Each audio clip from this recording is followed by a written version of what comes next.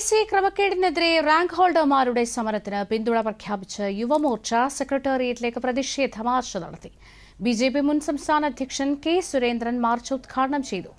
സംസ്ഥാനത്ത് ഏറ്റവും വലിയ വിദ്യാഭ്യാസ കൊള്ള നടത്തിയത് കഴിഞ്ഞ 10 വർഷം ഭരിച്ച പിണറായി സർക്കാർ എന്ന് K. സുരേന്ദ്രൻ പറഞ്ഞു. മുഖ്യമന്ത്രി സെക്രട്ടേറിയറ്റ് നടയിലിരിക്കുന്ന PSC സമരക്കാരെ കാണാൻ തയ്യാറായില്ലെന്നും അദ്ദേഹം പറഞ്ഞു.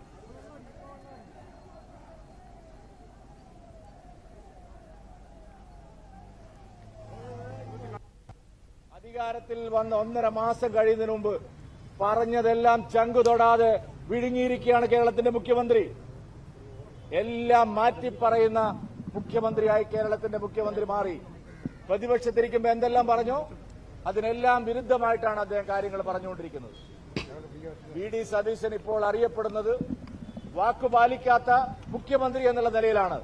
പ്രകടന പത്രികയിലും പ്രതിപക്ഷത്തിരിക്കുമ്പോഴും എന്തെല്ലാം കാര്യങ്ങൾ പറഞ്ഞോ അതിനെല്ലാം വിരുദ്ധമായിട്ടുള്ള കാര്യങ്ങൾ, ഒരു വാക്ക് പോലും പാലിക്കാത്ത മുഖ്യമന്ത്രിയാണ് കേരളത്തിന്റെ മുഖ്യമന്ത്രി.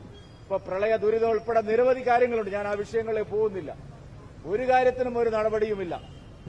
കഴിഞ്ഞ പ്രളയകാലത്ത്